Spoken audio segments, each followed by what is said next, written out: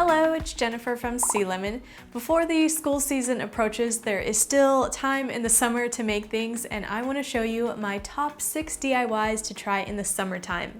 I don't know about you, but it is really hot here in Phoenix. It's just too hot to go outside and do anything. So I wanted to show you some things that are really fun to do while you're inside and you're staying cool, but still enjoying the summer. These are a hand-picked selection of my own videos, and you can find the full tutorials in the cards up here. I will also put the links down below, and some of you that have been subscribed for a long time might recognize these, or maybe you missed them. In that case, this is a good refresher, and if you're new here, welcome. You can check out all of these videos, and I have a lot more on my channel. If you haven't already, go check out my channel. And if you are new and you haven't already, be sure to hit that subscribe button.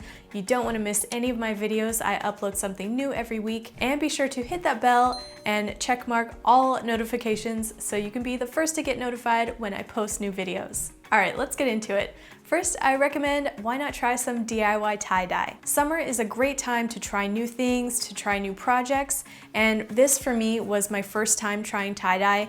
I had always walked past it in the craft store and I thought, you know what? This time I'm actually going to try tie-dye, and it was really fun. In this video, I'll show you 2 ways you can do it. You can make a swirl design or a heart design. It's also something great for beginners because it's really easy and you can't really mess it up because tie-dye is pretty forgiving. So any kind of mess up you make, it just looks like it's part of the tie-dye design. And whatever you make, you end up getting a cool shirt to wear in the summertime. Next, for the dog lovers out there, why not try a DIY Paracord Dog Collar? This project takes a little bit more time if you have it, and if you're looking for something a little bit more advanced, it's actually not that hard once you learn how to do the weaving process. In this tutorial, I'll show you 2 different sizes, one for a large medium dog and then one for a small dog. Some of you cat lovers asked if you could make this for your cats. I think you can make the smaller collar if you have a really big cat, but if you have like a small kitten, I think the collar might be too big. But if you have people in your family with dogs or friends with dogs, these make great gifts, and you have a lot of colors to choose from with the paracord. This tutorial shows you step by step exactly what to do in the process, so you can't get lost in it. It will guide you all the way through the whole collar making process. And a lot of you guys have made your collars for your dogs, and I love seeing pictures.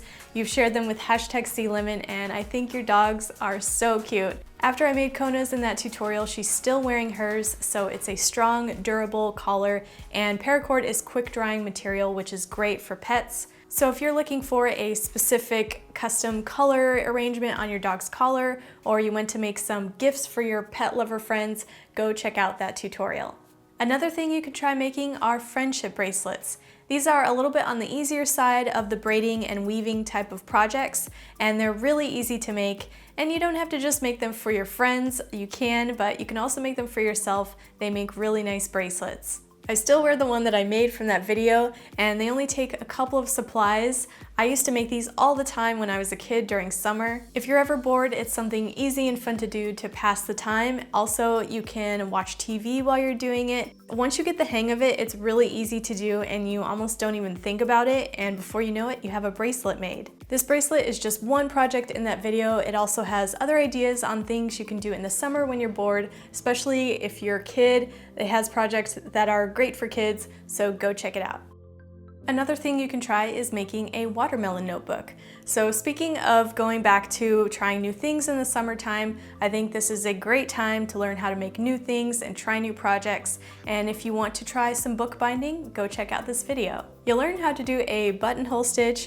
It's buttonhole, not butthole. Honestly, I don't know if that video got so many views because people thought it said butthole stitch, but I'm just gonna go with it. It's a buttonhole stitch. It will show you how to customize your own notebook with a watermelon, which has some summer vibes, but you can also make that into some other shapes if you want to, like a rainbow. In that video, you'll learn an easy bookbinding method, and you'll end up with a fun watermelon notebook for the summer, or since the school season is approaching, you'll have a notebook for the new school year.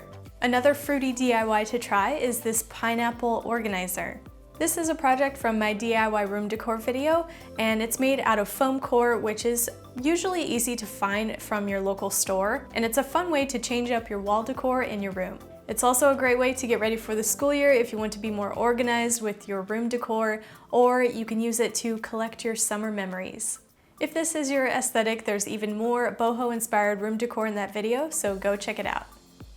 Another fun thing you can try in the summer is making your own Play-Doh. This is a fun thing if you need to entertain kids, maybe you're babysitting or you have little siblings that need something easy to do. It's really easy and quick to make and only takes some supplies that you might already have in your kitchen. It's a salt dough recipe, so it's not toxic for kids. I don't recommend eating it. It doesn't taste very good, but in case that happens, it's not going to hurt anybody. I used to play with this stuff when I was a kid. It's a good sensory project for kids, especially if you're stuck indoors and you need something to do. You can just make this really quick. You can make whatever you want out of the dough, make little sculptures, and if you want to make those permanent, there's also baking instructions in that video's description, so go check it out. I hope this gave you some good inspiration and ideas to try in the summertime, and don't forget you can find all of those videos I mentioned in this description below.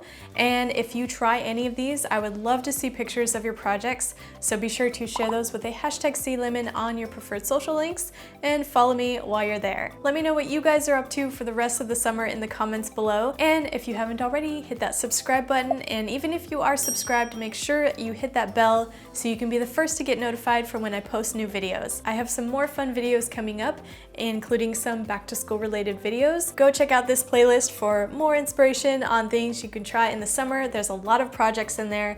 I will also put that in the video description below. And if you are interested in supporting this channel and supporting my efforts to make more videos, go check out my Patreon. I will put that right here. I will also put a link to my Patreon page down below if you're interested in becoming a Sea Lemon patron. I will see you in the next video, which is on Monday. Monday is Sea Lemon Day, so that is when I will put my next video up, and I will see you then. Bye!